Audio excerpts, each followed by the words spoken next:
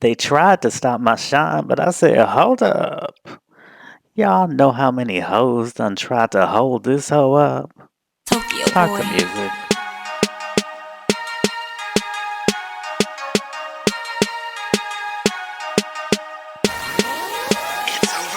I said, ready, set, go. It's the recap show. I said, ready, set, go. It's the recap show.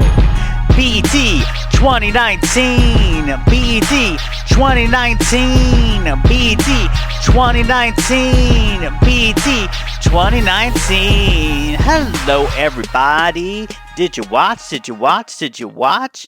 Are you watching later? Did you DVR? What's going on? This was the 2019 BET Awards last night.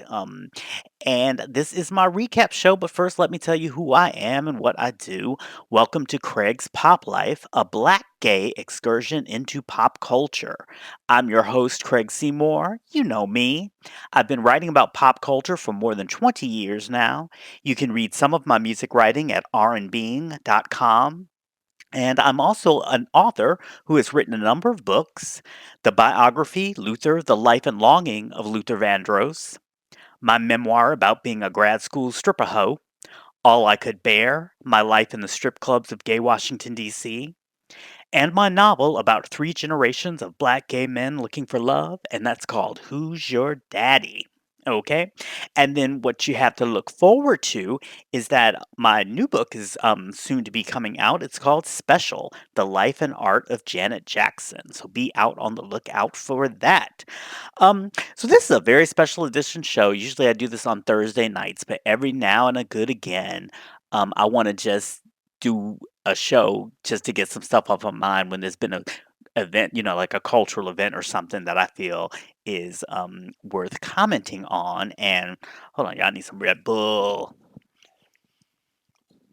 The last time I did is for the Grammys. So anyway, here we are, and this is for the 2019 BET Awards. And overall, I would have to say, I mean, there's so many. We have so many expectations for the BET Awards because it's our awards, it's us, and it's the biggest awards we get. So I think that there are a lot of heightened expectations every year. Overall, I thought it was a good show. It wasn't the most star-studded of BET Awards. But there also weren't too many embarrassing moments or anything like that. Nobody was really, going crazy, or there was nothing out of order, which, depending upon how you think of it, that either makes a good show or a bad show. It's nothing like. Do y'all remember that time Nicki Minaj? It was the "Hello Good Morning" remix with Puffy, and like there was so much smoke on the stage, like you couldn't see nobody, and it was almost like she was going, I came up in it a little self-centered, but did I kill a queen? It was like people was choking on stage and stuff. So we didn't have nothing like that this year. But we had nothing where somebody didn't turn the fan up high enough during Beyonce's Deja Vu, but she still managed to kill it anyway. Nothing like that. But we did have a good, entertaining show, I thought. The show opened with Barty and Offset doing Clout, and then she transitioned into Press. And I kinda thought that the crowd was sorta lukewarm for Press, and I guess most people just aren't as obsessed with, Cardi's IG page as I am. Because to me, Press has, like, been out, even though I think it's probably only out, what, like, a week or 2? But I just felt like that was a little bit, it was a little bit less energy from the crowd than I'm used to seeing Barty get. But at the same time, I mean, one thing I really think Cardi needs to get credit for, like, I don't care about the writing wrong. I don't give a goddamn. I think she really deserves a lot of credit for when she got her moment to shine and got the moment to step into that spotlight where you have to be a star. You can't just be, just some little hood person from Love and Hip Hop Atlanta or something like that. You really have to be a star, and compete on a stage with people that have been doing this for decades and decades and decades. I think that she's consistently been able to do that. I think she consistently brings you great production on during her performances. She brings you great choreography. She never seems overwhelmed by the choreography or overwhelmed by the production. And that's no easy task because I love Nikki to death. I'll probably listen to Megatron a couple of times before I go to sleep tonight. But I felt like it took Nikki because the image was so strong with her initially. It took her a little while to get into the award, what makes a great award show performance, where in a lot of ways less is more, and you really just want to get the crowd energy going as opposed to sort of giving somebody some big theater piece like they're at Broadway or something like that. Because I remember her first Grammy Awards performance or something. She had like the Catholic Church and the Pope and all this kind of stuff, and you like never got into the groove of the song. I find that a lot of times with the MTV Music Awards is that there's often so much production that the person can never really just let loose and just get into the song, get the crowd into the song. That's why I thought when Rihanna did her, when she did all those different performances that one night when she got the Video Vanguard Award, it was so great because it was really kept simple. Same thing with Beyonce. She was moving around and everything, and she was doing a lot of choreography, but it wasn't like, okay, I have to be to this set piece and that set piece. So anyway, all I'm saying is that Cardi does award shows really well. I think perhaps her best award show performance was when she did Money earlier this year at the Grammys, and I just think that she deserves credit for that because that is not something that is necessarily easy to do. Um, Let me see. So shout out to Regina Hall. Y'all know I love me some Regina Hall. I've been telling y'all to see Support the Girls. I hope that you finally seen Support the Girls. But you know what I recently saw on HBO, and I feel kind of ashamed I didn't see it in the movies or something. But something about it just didn't, and I didn't read the book either. But I saw The Hate You Give on HBO, and it was good as I don't know what. Like I was, because I half watch stuff. I'd be doing something like on my computer, and I'd be looking up every couple of scenes. Like, what's okay. And I mean, I damn near closed my laptop. It was really, really good. And Regina was great in it as a mother, and I think it just proves again Regina's range. Like she can really do hysterical comedy, but there's a soulfulness to her that allows her to do other things. So I just love Regina Hall. Shout out to Regina Hall. Give her all her flowers and everything. just think she is really um, just a really special talent for our time. So I love her. And of course, as a DC native, I love that too. I love all the shout outs to DC and to DC history.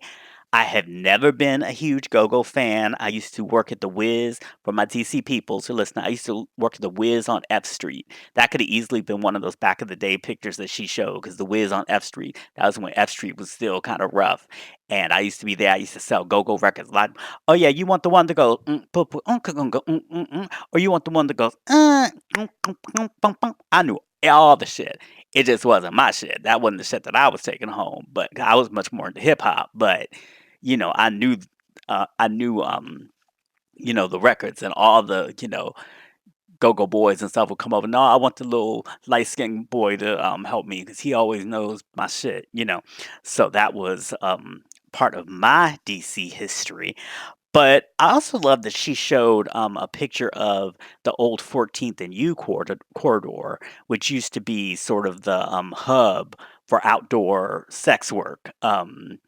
And I talk about this a lot in my book, All I Could Bear, but I was just fascinated by the working girls and all their, sparkles and makeup and everything. And it actually used to just be a thing. Like when people, probably because I come from country as people. So like when relatives would come from town, from like North Carolina or just someplace like that, we would always, because we big city people, you know what I'm saying? So like we would always drive them down 14th Street so they could see the girls pop in and all that kind of stuff. And of course, their eyes be, wow, oh my God, we can't believe this is happening. We can't believe they couldn't even believe people were out that late at night. And it would be damn like 9:30 at night or something like that. But like I said, I do come from country people, so that's my roots. And that used to be kind of like just, cheap black entertainment. We would just drive up and down the street.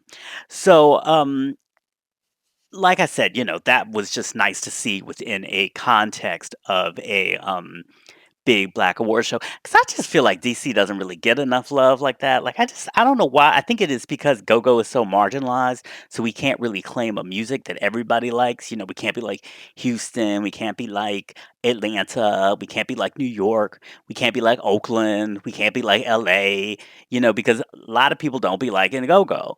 And occasionally you get people that, you know, go to Howard and then might develop an appreciation for go-go, but I think it kind of leave once they get that little diploma and the tassel goes from one side, child, I think they leave the go-go behind. So I don't know, DC. I don't know if we need to come up with another type of music or whatever. You know, we've had these moments where go-go gets in the spotlight, then it goes back underground. I just don't know. All I know is I love my city, but I'm just not that particular about go-go. All right. Um, but another thing is they talked a lot about Marion Barry, and this is actually a forgotten that something that really goes forgotten because of a lot of his later scandals. But you know, this is Craig's pop life, so I always put y'all on that good history that's important. And he actually became mayor in 1978 in part by agreeing to end raids on gay bars. Okay, I know a lot of people are all into the Stonewall history and stuff like that at this time, and that was still a big thing all across the country. You know, there would be raids on gay bars. There would be raids on gay bars. This was in, you know, 1978, so it was almost a decade after Stonewall, but there were still issues in D.C. with gay bars getting raided. So Marion Barry, you know, strong black man, um, decided that that would be part of his agenda. That he reached out to the gays and said, "This is one thing that we will stop." So I think that's just important in so many ways. It's important to um, give this man back his dignity because Marion Barry did a lot of great things in DC, and we're not defined, but we should not be defined by our problems. But you know, and I know he did a lot of economic things. I know my cousins, DC always had summer jobs, always stuff like that. So he did a lot of great things. And I also think at a time when it's so easy to it's such a knee-jerk reaction to talk about black homophobia, to talk about the black establishment being homophobic. We're talking about this man who won DC by appealing to working class black people in DC and the people that were often overlooked by DC. And part of him reaching out was also reaching out to gay people. So I just think that's an important moment, and that's something that we can't just let slip by. And that's something you get when you listen to Craig's Pop Life. You get another perspective, okay? So, what else happened? Lizzo performed, and I just want to make one thing perfectly clear. Like, I support everything Lizzo does 1,000%. You know, I love what she stands for. I love the, you know, big body shaking, doing her thing, owning herself. I love that, you know, that she's so involved in her music and everything like that. I'm sorry, I just don't the music's just not for me. So I always find this ambivalent thing with watching Lizzo because I'm always like, "Yeah, girl, yeah, get it, uh-huh, mhm." But, like, I would never, you know, play a Lizzo song or anything like that because it's just too poppy and cheerleadery for me, you know? I always feel like it's a chant or something, like, it just feels too, what's the word? Like, it feels so on the level, like, there's nothing once you listen to it once and you get the message, "Yeah, I get the message, okay, I got juice," and everything like that, there just doesn't for me, there's nothing else to then listen to from it, you know? It's just kind of all on that one level. That's just how I feel about it, but I love how that Lizzo exists. I love that she's so popular. I love seeing her making this money, getting all the coin. I love to see her getting prominent places on all these award shows. I love that she's empowering people. The music just ain't for me. And you know, not everything's for everybody. But I guess the only reason I point it up is because you know it's one of those things where I feel like I feel left out because I would love to be a whole part of the Lizzo movement. Because you know I'm a merch guy. I would love to have the merch. I would love to have the this and that. I would love to be recommending it to people that might not be into hip hop. I would love to just be Team Lizzo all the time, but I just really don't like the music. So that is that. What y'all think of the baby's performance? I haven't talked about it a lot just because I've been talking about other things, but one of my most played albums of late is that the Baby album. I love it, but something seemed off with the performance. Like the sound was almost or the bass was so low, I almost didn't recognize the song at first. But I really do like the baby. So whatever you felt about the performance or whatever, if you like hip hop, I would definitely give it a spin. I like it a lot. And play this song called Best Friend. That's my favorite song on the track on the DaBaby album. Check out Best Friend. You might like it. You might not like it. You might prefer to listen to Lizzo. And that's all fine. This is a big, Craig's Pop Life is a big tent. We welcome all. But I'm just saying, give it a try. Um, of course, I love City Girls. It was just too short for me, but I just love my girl, Young Miami. Um, and she didn't even really look that pregnant to me, which I thought was surprising because I thought she really could have used this as the opportunity to come out as pregnant after this or something because I didn't really feel like she looked pregnant. But I just love Young Miami's attitude. I've always Miami loved Young Miami's attitude. It's like a lot of times I like people, and I think this is probably a general. Um, I don't think this is just me. I think a lot of times we like people because we recognized in them something from our lives. And like Carisha from City Girls just reminds me of that friend you have that's like a superstar. Not even whatever she does, she's a superstar at it. Whether or not she does karaoke, or whether or not she can dance, or whether or not she really can burn in the kitchen, or whatever she does, she's just a superstar. But she's always one of them reluctant people. You always have to be begging her. Oh, come on, Carisha. Oh, come on, do that dance, Carisha. Oh, you can't do that dance. Come on, Carisha, just do it real quick. Come on, Carisha. Come on, Carisha. Come. You have to just do that. And then she's like, oh, no, I don't feel like doing. Y'all play too much. I got stuff to do. And then she finally does it. And then everybody's like, oh, Carisha, Carisha, Carisha. I just feel like she always has that look on her face like, y'all, I don't even feel like doing this, but watch me twerk. You know what I mean? So I just really love that attitude. So um, shout out to Young Miami and Free JT. So next, and that's a transition. That kind of transition means I could not unstick my note cards. Of course, the moment of the night. The moment of the night was Mary J. Blige receiving the Lifetime Achievement Award, something that's been a lot of Twitter buzz about it. I think one thing that I thought was so great about this moment in Twitter is I don't really saw a lot of people go, "Oh, why is she getting married? Why is Mary J. Blige?" And it was really all about support of Mary and just wondering like what the moment was going to be. It just seemed like everybody in the social media verse was just really amped and hyped to see Mary get this award. And for me, I mean, I've literally been obsessed with Mary ever since I first heard "You Remind Me" on the radio. Excuse me, y'all. Damn, is the BET fog machine man from the early 2000s and something in this room? Because I'm choking. Damn. Anyway, I've literally been obsessed with Mary since I first heard "You Remind Me" on the radio. I was 24 years old. I didn't know what she looked like. I know, anything about her. I just knew that there was something in her vocals, just that yearning, just touched my soul just through the radio, because this wasn't even out yet.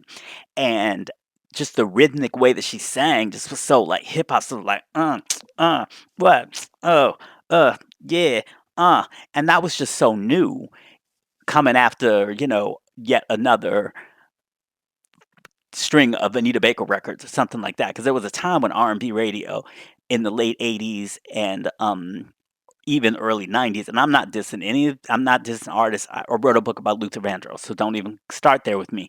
But there really was a time when R&B radio was just slow. Like it would be slow during the day, and then it would even get slower at night around the Quiet Storm types. So when you had somebody like Poppin and Young, and it was just it was just a breath of fresh air, and I loved her ever since then. I went to see her first tour. I don't even think the album was out. It was just her, Jodeci, and somebody else. And luckily, she had merch, so I still have my original Mary J. Blige baseball cap from that show. And it's just been a 27-year-old love affair. I mean, Mary has empowered me to be strong, to be perseverant, to make art from things that others try to hide. And without without MJB, there would have never been an All Like a Bear. I don't think I would have ever written a memoir. And in fact, she's mentioned several times in the book because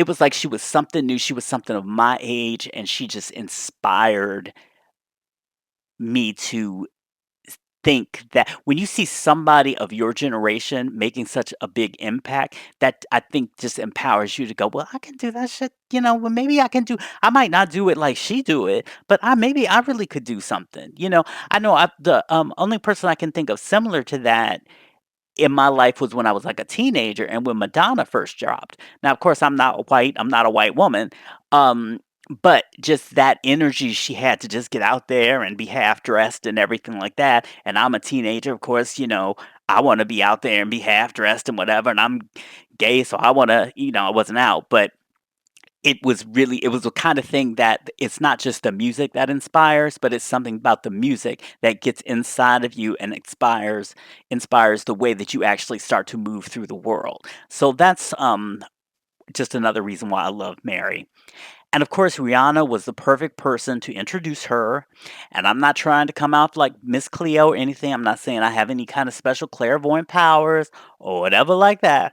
But okay. When everybody was on Twitter going, "Oh, who should perform at the thing? Who should perform at the thing? Who should perform at the at Mary J. Blige's tribute?" All I did was post it. Well, that's not all I did. I did suggest some singers, so I'm not going to sit up here and lie. But one of the things I did when people said, "Who would you like to see?" I just posted a GIF of Rihanna singing along to Mary J. Blige is Just Fine at an awards show performance. So I already had in the universe. I was putting Rihanna out in the universe. So another thing is, it sort of seemed to it increasingly. It began to make sense because I felt like how these award shows things work with schedules. The date is way in advance, and people put them on their calendars depending on what they're going to be doing. So I figured that it probably was on Rihanna's calendar in that just in case she had music by this time. It was probably there. And since she was already in town doing the Fenty pop up in New York and then doing the Seth Meyers thing, increasingly I was kind of like, yeah, Rihanna gonna show up. Rihanna gonna show up. And of course, she looked beautiful in her Mary-esque black leather, and really just gave the perfect tribute when she said um, to Mary, she said this to Mary: "Thank you for being you so that we could feel comfortable being ourselves."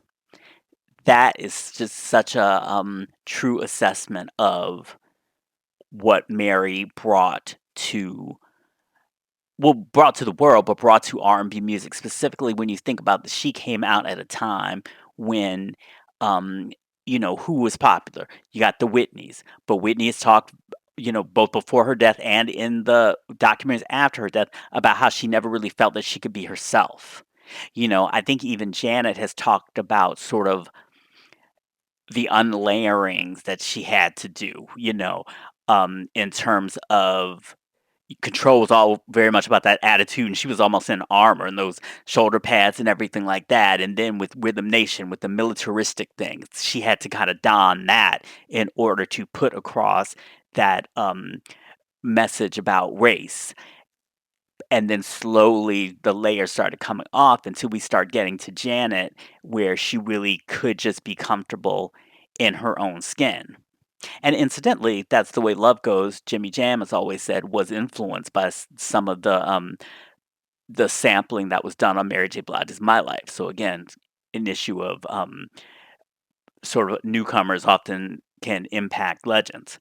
But I know a lot of us can relate to that message so much. And of course, that has been Rihanna's career, just doing what she wanted to do and be herself. And I'm sure that she probably had thought of Mary many times in her career when maybe the label or just somebody wanted her to go back to be more pop and be everything and be like that.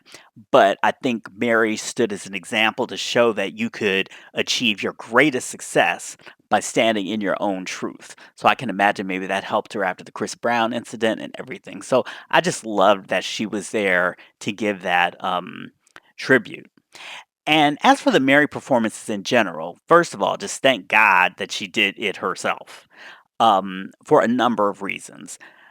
First, no one can do Mary like Mary, and that's that. So it was just great to be able to just sit back and enjoy a really great Mary J. Blige medley and not have to worry about, oh, somebody didn't do this right or somebody didn't bring this kind of energy or do you call that a Mary Bop? What is you doing? You know, that we could just relax into the merriness of it and didn't have to be on the edge of our seats like, okay, who's gonna fuck this up? Who's gonna get flamed on Twitter by messing up the lyrics to whatever, you know? So that was a nice moment. And then the other thing that I really liked is that she used this moment because you know these BET things they play these forever. There was s 4 hours of BET moments before the BET shows even came on, so these things do sort of live on in history and have kind of a life of themselves, and I thought it was really wonderful that she got to define her canon herself. She got to define the songs that she wanted to be remembered by, not just the songs that happened to be in some guest vocalist key, like whatever Ella Mae's key was or whoever was gonna show up or Tiana Taylor, you know, she got to say to do what she wanted to do in her way without being interpreted. And I just thought that was so powerful.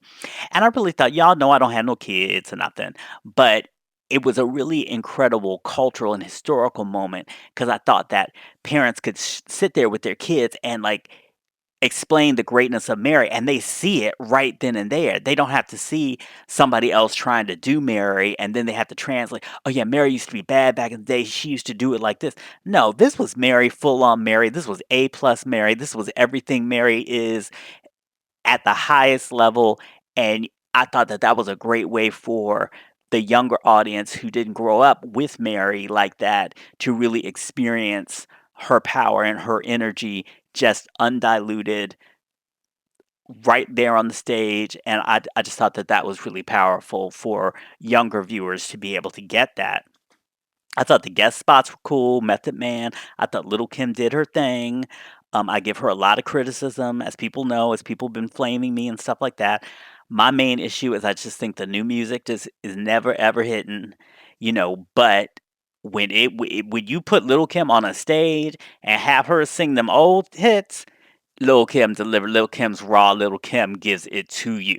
So, speaking of people with need a ghostwriter, you know, people criticizing McCarty. I mean, Big wrote Kim's best verses. I don't, granted, you can't just find another ghostwriter like Big, but I also just don't understand why we can't find somebody that can just give Kim some better material because this stuff she's doing, this go offs and stuff, is just not what we need. So you know, just put it out to put it out to the universe. And I also want I don't know, I just that's where honestly this whole nonsense about who writes their own songs and stuff is just so it just leads to a it leads to a place from which there's really can be no great creative offering because it's great. I loved Megan the Stallion writes her own stuff, and indeed she deserved to be on the main stage. It was ridiculous that she was just on the intro. But anyway, she wrote, and that's great. And I think sometimes you can say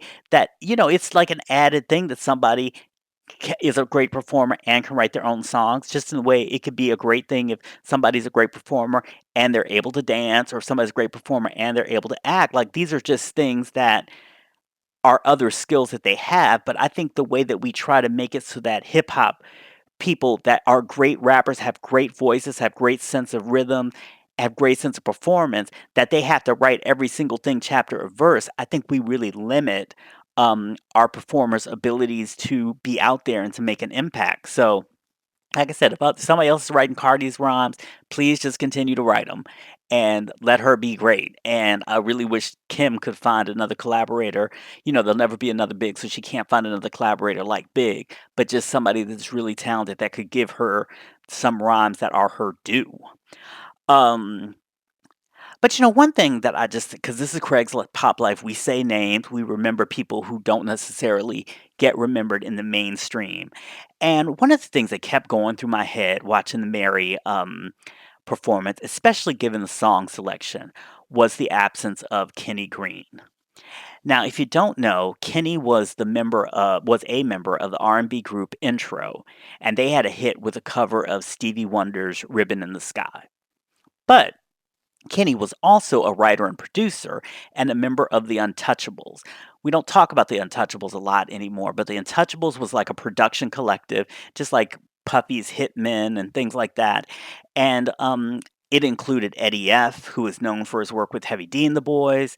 Pete Rock was a member of the Untouchables. Pete Rock and CL Smooth, and Dave Jam Hall was a member of the Untouchables, and he, of course, did a lot of the production on Mary's 411, and he later did Mariah's Dream Lover. And Kenny Smooth was a member of that too.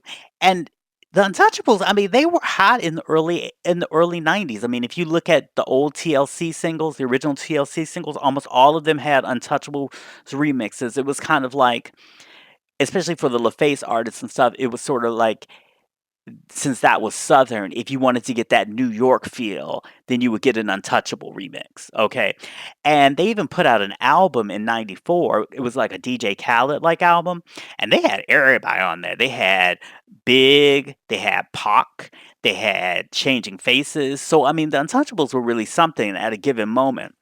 And Kenny Green was a part of the Untouchables, and he wrote a number of 411 bops that live on to this day, two of which he did on during the medley. He wrote My Love, he wrote Reminisce, and he wrote Love No Limit, where she's always giving us the merry dance. Like, just when you thought, I know a lot of y'all was watching close, like, just when you thought you might not get that merry dance, so she puts her hand over her head and gets a little kick. Just when you thought you might not get that Love No Limit beat came in, and you got what you have been waiting for.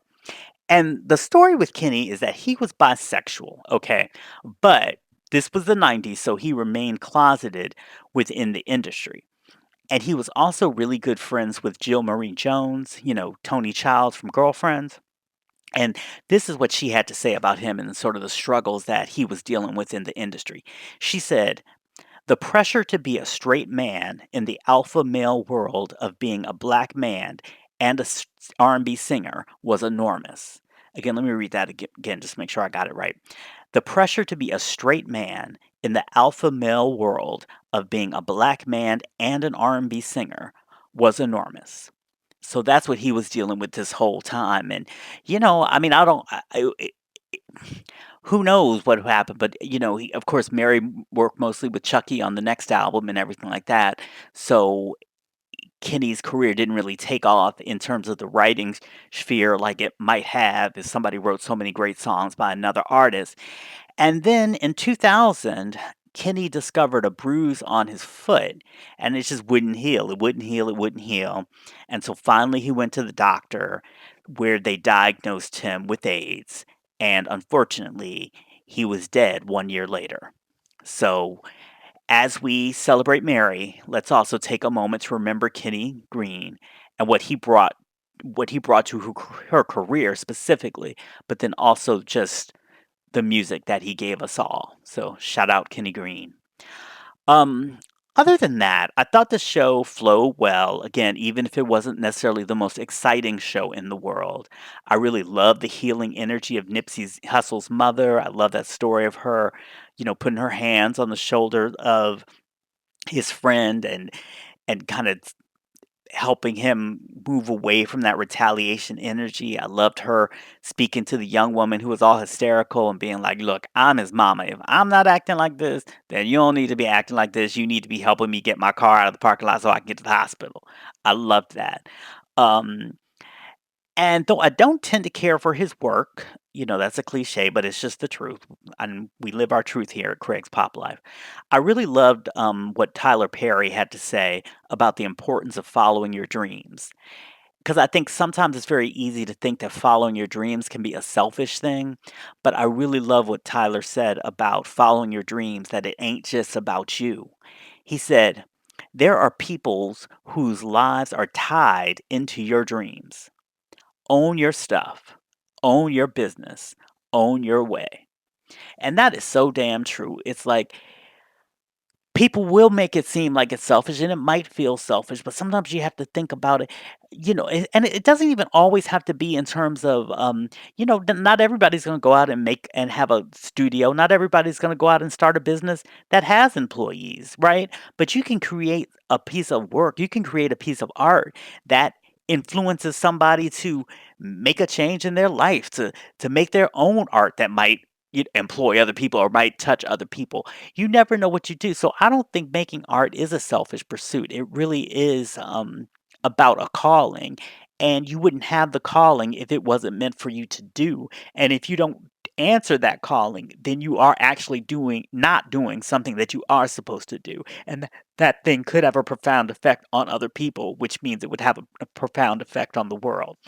So I think that's a really good place to end it, whether or not you are on your way to bed like me, it's 3:33, or getting up, just thinking about what just what's your dream and how can you make it happen, and how can you make it happen in a way that it feels like you're doing something for the world as opposed to you're doing something selfish and maybe taking time away from your loved ones and everything like that. Because if you think about it, there are a lot of pursuits that we sacrifice time for and we feel is justified. Like if you're going to go march for something, if you're going to go do other things, volunteer, um, that's that's a reason, socially accepted reason to kind of take time away from your regular schedule to do. But creating a work of art is the same way because creating a work of art can have the same effect on people and sometimes even a greater effect on people than those other pursuits. So live your dreams. If you have a dream, and sometimes you don't, and that's fine. Like sometimes people just don't even have something right away. So don't stress yourself out. If you don't feel like you have a calling right now, then maybe you don't have a calling right now. Maybe you are exactly what doing, what you're supposed to do, and that is exactly right, and then you really need to kinda sit in that and accept that and, accept kind of like maybe because a lot of times we're doing stuff that and we don't really it's kind of like that It's a Wonderful Life type situation.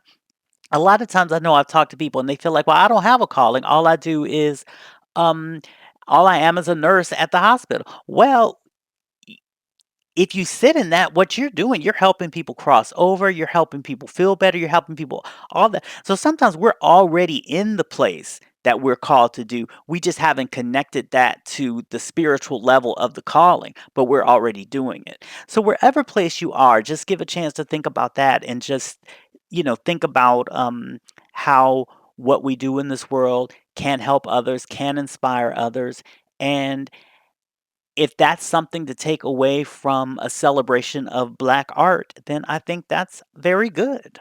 So until next week, not next week, dag, I have a show due on Thursday. So until just a little bit later, y'all, be cool, be kind, be creative, and the words of not only my fave, but one of Mary J. Blige. Oop, I just hit the mic. Let me just say that all over again.